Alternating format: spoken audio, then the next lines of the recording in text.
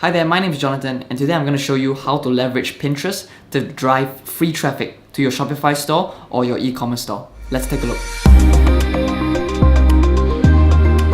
Okay, so I am in the Pinterest dashboard right here. As you can see here, I'm running a store, and this is basically in the online's women's niche. So there are certain things that you need to keep in mind when you're on Pinterest, right? So Pinterest is basically a search engine that you really want to leverage people's search terms and search intent to basically drive traffic from your infographics, from your pictures, occasionally your video as well. So the great thing about Pinterest is that all of these things here, all of these pins here, can basically direct to a site. So for example, this pin here, if I open it up, it will direct me to this site right here. It was the my-video,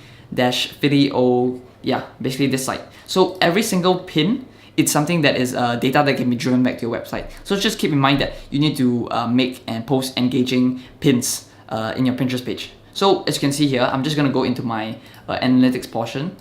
And so I only started this store about a month ago. But the thing is, I am driving traffic to my website and for free. So these are the stats. The general overall stats, as you can see, and this is really just over a month's worth, and I wasn't really active on Pinterest as well. The great thing about Pinterest is that if you post something, the post is just there for 3 to 7 months, as opposed to Instagram, where it's only a few minutes where it gets its reach. Pinterest basically allows the post to be recycled into other people's feed. So even though like 3 to 7 months down the road, you may have posted it, someone would still be able to see that in their feed. So I think that's very, very important as well, because you really want to move away from spending money on advertising, right? You want to collect your pixel data first, and then you want to retarget everybody that you have basically reached. So basically, Pinterest is very, very powerful, and in the sense that I only added these pins, I only added these photos into my page, and that's kind of the only downside to Pinterest, where it's at first it's very labor intensive. So as you quickly build up your audience, it'll be much easier.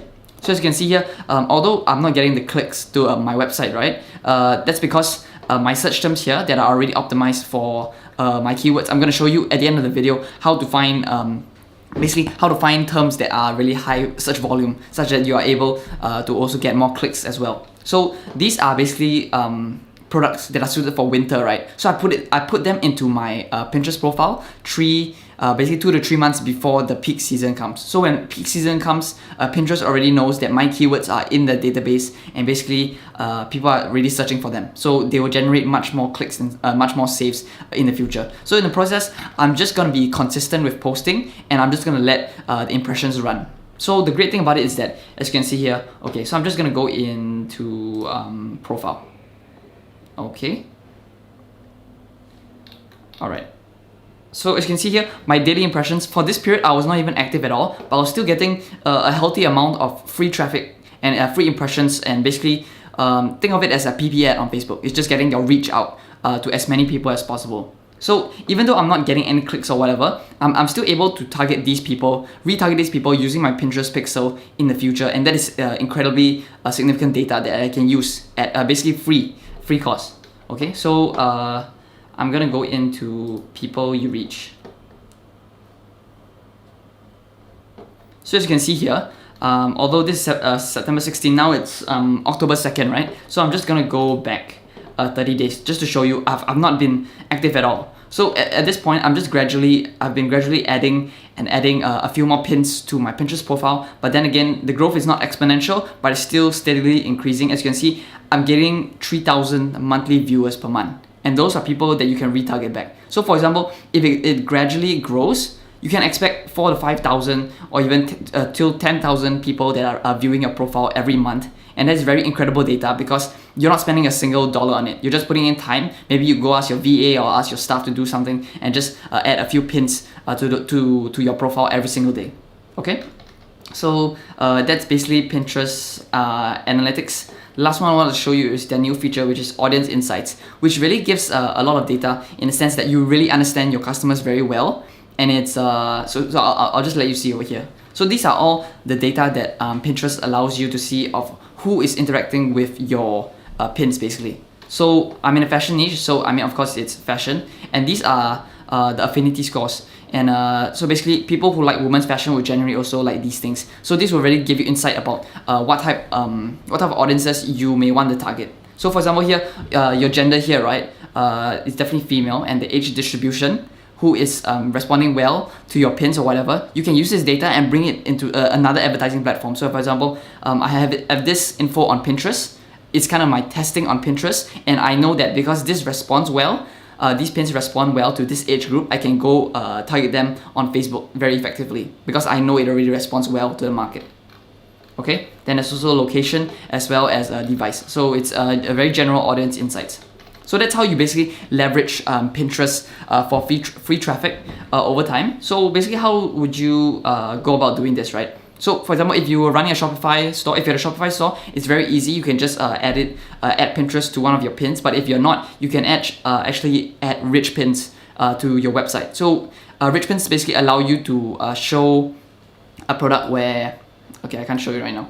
But basically, when you press on your pin, you can basically see your price, your product description. You basically can buy within Pinterest itself.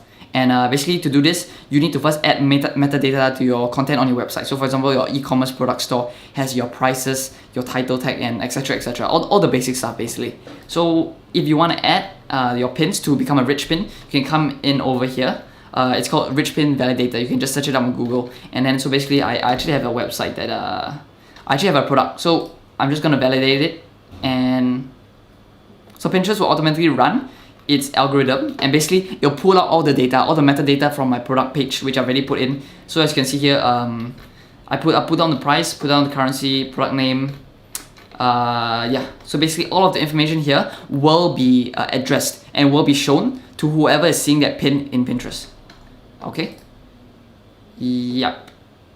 Yeah, so as you can see here, everything is synced up to my Shopify store, right? So if I open up one of these products, for example, immediately all of the information that is coming from my Shopify store will already be in here. So it's incredibly easy, okay? So the last thing that I'd like to show you is how to basically put in what types of products you will need to put on your Pinterest store so that you are experiencing exponential growth in the future. And the way that you do that is by using Google Trends basically. So you type in Google Trends, and so for example, if you want to add a few pins, because Pinterest, you are using keywords, right? It's basically a search engine. So you're putting in keywords to your pins that you're using, and you're using Google Trends to see what type of pins are actually worthwhile. So for example, because I know in the December time, it's winter. So I'm putting in a lot of winter clothing. So, I mean, obviously, wool jacket would definitely show up in the Google Trends. There's a lot of more search volume that is happening in the Google Trends, and yeah, basically a lot of search volume. So I know definitely, even though that the momentum for my pins, my impressions and analytics at this point is not as good as I want it to be, in the future, in the upcoming months, the thing is just gonna spike up. Okay. So as you can see here, wool jacket during the December period. Let's see if it loads. Yeah. So as you can see now, it's still a rather 50. At the 50 mark. So eventually when November comes, I know my numbers are just gonna spike up and there's traffic coming to my website. So Pinterest is a very, very safe tool, and it's a free tool as well. So the only downside is there is manual labor involved. There's no automation software for posting at the moment for Pinterest. So that is something that you just need to take note and prioritize your time in. Alright, that's about it for this Pinterest tutorial, and basically how to leverage Pinterest to get free traffic for your website so that you're able to reduce your advertising costs. And remember to always retarget your audiences. Alright, that's about it for this video. Feel free to subscribe down below, and I'll see you in the next one.